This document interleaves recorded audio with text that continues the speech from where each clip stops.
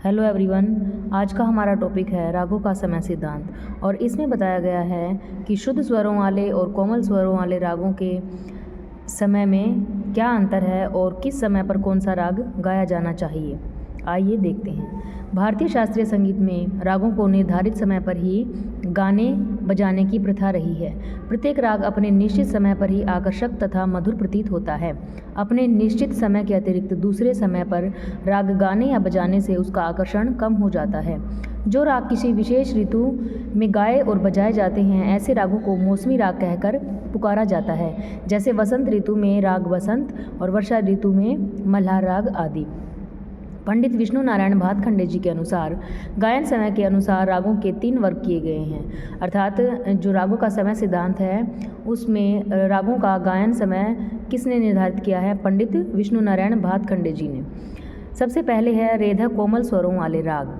रेधा कोमल स्वरों वाले रागों को संधि प्रकाश राग कहा जाता है और यह संधि प्रकाश समय में गाए बजाए जाते हैं, जैसे कि राग भैरव है जिसमें रेधा स्वरों का प्रयोग किया जाता है। और संधि प्रकाश समय जो होता है वह सुबह और शाम को 4 से 7 बजे के बीच जो हमारा भजन आरती का जो समय होता है उसी को संधि प्रकाश समय कहते हैं, सुबह भी और शाम को भी।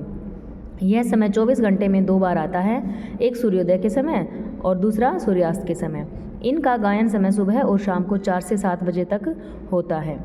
इन रागों में रे स्वर अवश्य कोमल होता है, ध चाहे शुद्ध हो जाए, और इन रागों में ग और नी हमेशा शुद्ध ही होते हैं। सुबह के समय जो राग संधि प्रकाश राग गाए जाते हैं वो है बसंत, सोहिनी, भैरव और रामकली। और शाम के समय जो संधि प्रकाश राग गाए जाते हैं वह है पूरिया, मारवा, पूर्वी पुरिया, धनाश्री आदि। नेक्स्ट है रेधा शुद्ध स्वरों वाले राग। इन रागों का गायन समय ठीक रेधा कोमल स्वरों वाले रागों के बाद आता है, जैसे कि रेधा जो कोमल स्वर होते हैं जिन रागों में लगते हैं रेधा कोमल, उनका गायन समय सुबह 4 से 7 बजे होता है। और जिन रागों में रेधा शुद्ध स्वरों का प्रयोग किया जाता है और उन रागों का गायन समय ठीक रेधा कोमल स्वरों वालों के बाद होता है, जैसे कि रेधा कोमल में 4 से 7 और रेधा शुद्ध में 7 से 10। ये राग सुबह और शाम 7 से 10 बजे के बीच गाए जाते हैं। इन रागों में रे ग ध स्वर अवश्य ही शुद्ध होते हैं। नी कई बार कोमल भी हो जाता है।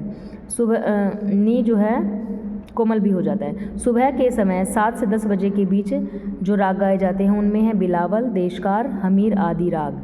और रात के समय जो 7 से 10 बजे के बीच गाए जाते हैं उनमें है भूपाली, हमीर और केदार आदि राग। नेक्स्ट है गानी कोमल स्वरों वाले राग।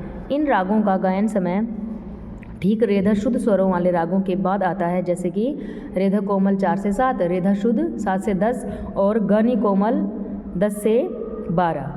ये राग सुबह और शाम 10 से 12 नहीं 10 से 4 बजे तक गाए जाते हैं। इन रागों में ग अवश्य कोमल होता है, रे और ध चाहे कोमल हो या फिर शुद्ध। गानी कोमल स्वरों वाले राग जो रात को गाए बजाए जाते हैं उनमें है दरबारी, अडाना और पीलू नहीं काफ़ी।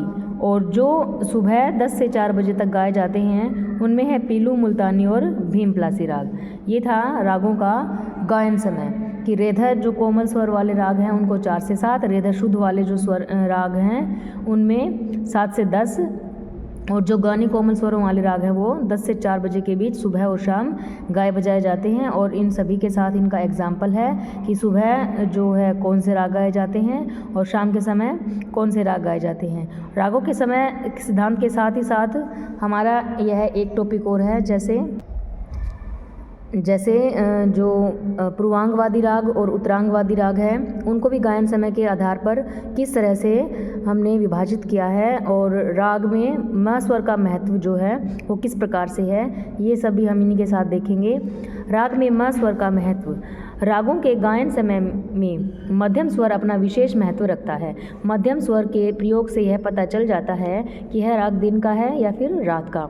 जिन रागों में तीव्र म का चिन्ह क्या है? ऊपर खड़ी रेखा। का प्रयोग होता है वे राग शाम को और रात को गाए बजाए जाते हैं, और जिन रागों में शुद्ध म का प्रयोग होता है वह प्रातःकाल और दिन में गाए बजाए जाते हैं।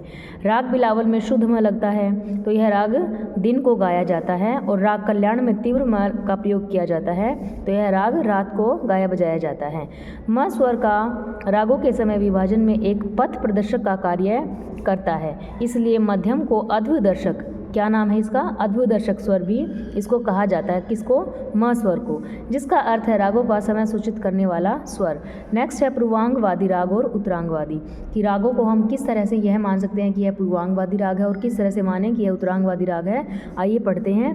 जो राग 12 बजे दिन से 12 बजे रात तक गाए बजाए जाते हैं उन्हें पूर्वांगवादी राग कहते हैं, और जो राग 12 बजे रात से लेकर यानी रात के 12 बजे से और दिन के 12 बजे तक गाए बजाए जाते हैं उन्हें उत्तरांगवादी राग कहते हैं। आइए हम इसको एक एग्जाम्पल के साथ जो समझते हैं, आइए हम इस एग्जाम्पल के थ्रू समझते हैं। जैसे कि सा रे गा म प ध नी, यहाँ तक हमारे 7 स्वर होते हैं, और इन 7 स्वरों को हाफ हाफ डिवाइड करने के लिए हमने इसमें अंतिम तार सा को भी मिला लिया है, और अब हमने म और पा इन दोनों को के बीच से इनको डिवाइड कर दिया। 4 स्वर इधर हैं और 4 इधर हैं।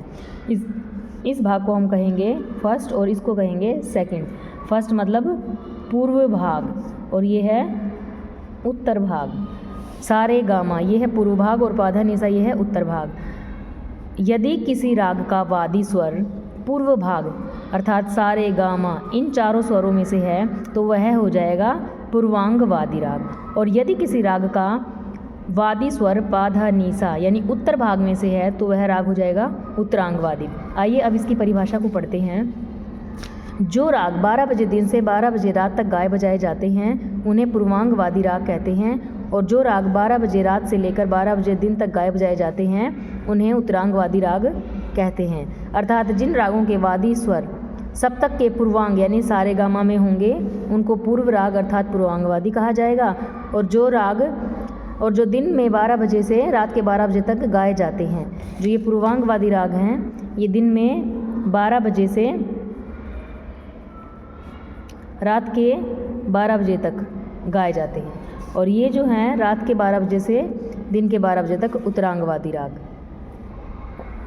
जिन रागों का वादी स्वर सप्तक के उत्तरांग में आता है पौधा निसा उन्हें उत्तरांगवादी राग कहते हैं। इन रागों का गायन समय रात के 12 बजे से दिन के 12 बजे तक होता है।